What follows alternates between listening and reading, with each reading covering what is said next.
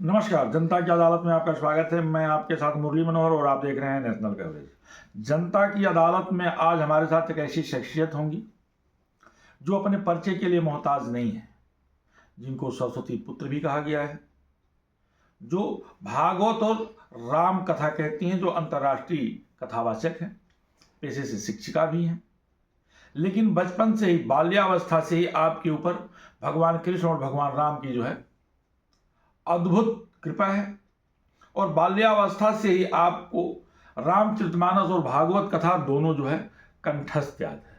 आज वह शख्सियत मेरे बीच में है, रागिनी मिश्रा जी, जो कि अंतर्राष्ट्रीय कथावाचक हैं। जनता की अदालत में जनता से जुड़ी हुई कुछ प्रश्न हैं जिनका जवाब देंगी रागिनी मिश्रा जी। तो रागिनी जी, आपका नेशनल कवरेज में बहुत बहुत स्वागत है। जनता से जुड़ा हुआ कुछ सवाल है आपसे। आप राम कथा और भागवत क्यों कहना शुरू किया?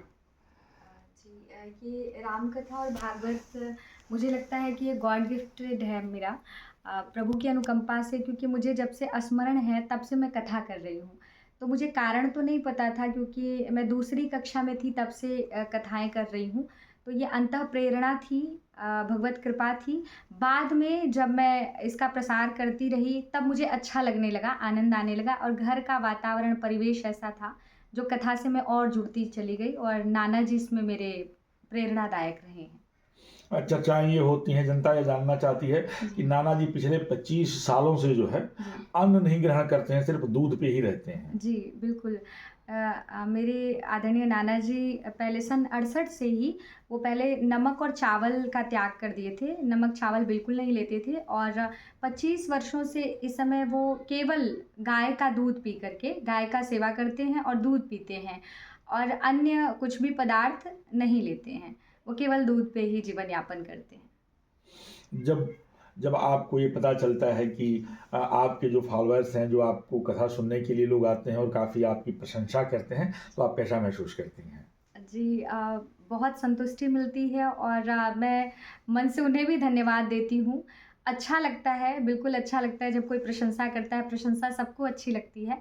तो मुझे भी बहुत बढ़िया लगता है, और मैं इसका पूरा श्रेय श्री ठाकुर जी को देती हूँ, और जो प्रशंसा करते हैं उनको मैं देती हूँ कि वो इतनी आस्था रखते हैं कि जो भी भगवान से जुड़ा है उसकी वो प्रशंसा कर रहे हैं, उस लायक समझ रहे हैं। वैसे तो मैं हूँ नहीं उतनी योग्य, लेकिन ये उन लोगों की विशिष्टता है जो प्रशंसा करते हैं।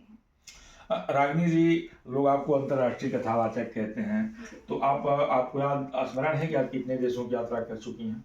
जी, अगर अधिकतर देखा जाए तो मैं नेपाल कथा करने गई हुई थी, मॉरिशस भी गए हैं, और नेपाल में कथा मैंने किया है। तो और तो अन्य देश अभी नहीं जा पाए हैं, लेकिन इन 2 देशों में कथाएँ हो चुकी हैं, और एक बार और मॉरिशस के लिए अभी प्लानिंग हो रही थी, उपक्रम बन रहा है।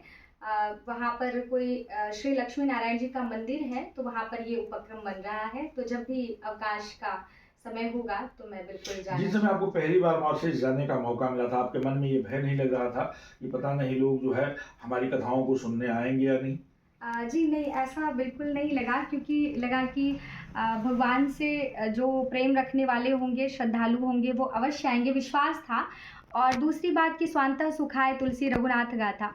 तो अपने आनंद के लिए कथा करती हूँ मैं, तो मुझे लगता है मुझे आनंद आता है तो लेकिन दूसरे लेकिन को भी अपने आता है। आनंद के साथ दूसरों को भी बहुत आनंद मिलता है आपकी कथाओं से। जी, आपकी ये कथाओं का लोग काफ़ी जो है प्रशंसक हैं, और ये देखा जाता है कि आपकी कथाएं में जो है पहले दिन और अंतिम दिन जो है लोगों को बैठने की जगह नहीं मिलती है, और जब तक लोग समझ पाते हैं, जान पाते हैं आपकी कथाओं में जाने के लिए, तब तक आपकी कथा खत्म हो जाती है। जी, ये आप सभी श्रेष्ठ जनों का आशीर्वाद कह लीजिए, आप सभी की विशिष्टता कह लीजिए, और लोगों का प्रेम कह लीजिए, कि प्रभु कृपा इतनी है कि लोगों को अच्छा लगता है। और मैं भी कभी-कभी आश्चर्य में पड़ जाती हूँ कि ऐसा क्या है कि भगवान इतना ज़्यादा मुझ पे कृपा कर दिए हैं कि लोग आकर्षित हो रहे हैं, और ये भगवत कृपा है, और भगवत कथा से लोग आकर्षित हो रहे हैं। तो तो मैं उनके हृदय में बैठे परमात्मा को, सभी भक्तजनों के, मैं तो उन्हीं को धन्यवाद। जब आप नेपाल में गई हुई थी जी। उसमें आप कैसा अनुभूति कर रही थी कथा में? जी, नेपाल में तो बहुत अच्छा अनुभव था। एक तो देवाधिदेव महादेव पशुपतिनाथ के रूप नगरी में है। प्रतिष्ठित, हाँ जी। जी, बहुत अच्छे लोग थे वहाँ भी। और वहाँ पर त्रिभुवन विश्वविद्यालय, जहाँ पर अच्छे अच्छे प्रोफेसर्स लोग आए थे, अच्छे अच्छे वीसी आए थे, जो वाइस चांसलर लोग कई यूनिवर्सिटी के आए हुए थे। और उन लोगों के बीच में जो एकदम से शिक्षित परिवेश था, वातावरण था, वहाँ पर राम कथा सुनाने का अवसर मिला था। तो मुझे बहुत बढ़िया लगा, बड़ा आनंद आया, क्योंकि नेपाल भी हम लोग मानते हैं कि हमारे श्री राम जी की ससुराल है, तो वो लोग भी मानते हैं कि राम जी यानी हमारे आप जो है मतलब भाई के ससुराल में गए हुए थे। बिल्कुल बिल्कुल, तो वैसा ही अनुभव हो रहा था, क्योंकि सिया जी को, हमारी भगवती श्री सीता जी को वो लोग अपनी बिटिया मान रहे थे, तो ऐसा भाव देखने को मिला था, बहुत अच्छा लगा था वहाँ। आप कुछ कहना चाहेंगी सिया जी पर? जी, मैं सिया जी पर दो पंक्ति सुनाना चाहूँगी कि स्वामिनी श्री सिया जो हमारी, स्वामिनी श्री सिया जो हमारी, फिकर अब काहे की, स्वामिनी श्री सिया जो हमारी, फिकर मोह काहे की, देवर भरत लखन रिपुसूदन, देवर भरत लखन रिपुसूदन, हनुमत चरण पुजारी, फिकर मोह काहे की। अरे स्वामिनी श्री सिया जो हमारी, फिकर मोह काहे की, जिनके ससुर राज नृप दशरथ, स्वामी अवध बिहारी, फिकर मोह काहे की, स्वामिनी श्री सिया जो हमारी, फिकर अब काहे की। जिसकी स्वामिनी श्री सिया जो हो, उसे डरने की आवश्यकता नहीं है, इसलिए अब भय नहीं है, और मैं उन्हीं को मानती हूँ। ये तो बेईमानी है ना कि आपने सीता जी का नाम लिया और राम जी के लिए आपने कुछ नहीं कहा।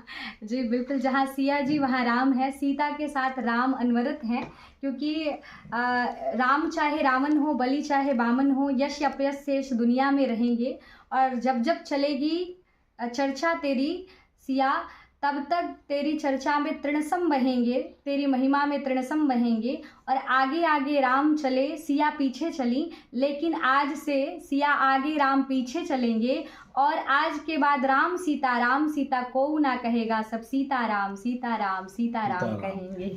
आपके ऊपर मुकदमा ये है जी, जनता की अदालत में, आपके ऊपर मुकदमा ये है जी, कटघरे में भी आप बैठी हुई हैं, और मुकदमा ये है कि आप बहुत कम समय से ही सनातन धर्म को लेकर के आगे चल रही हैं और सनातनियों को संगठित करने का काम कर रही हैं। आपका मिशन क्या है?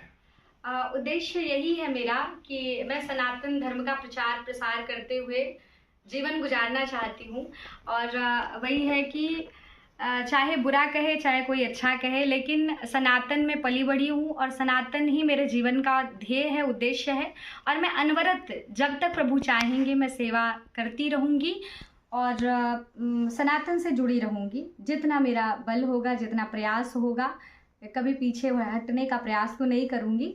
तो मेरा उद्देश्य बस यही है कि सनातन का प्रचार प्रसार जो वैश्विक स्तर तक हो रहा है, बिल्कुल होते रहना चाहिए, और ये प्राचीन परंपरा से रहा है, कोई सनातन नया नहीं है। बहुत पूर्व सनातन का डंका बजता था। स्वामी विवेकानंद जी ने जाकर के अमेरिका की धरती पर सनातन धर्म की बात स्वीकार की और किया भी, तो मैं उसी परंपरा का अनुपालन करना चाहती हूँ। आप कुछ कहना चाहेंगी कुंभ महा जी मेला को लेकर के?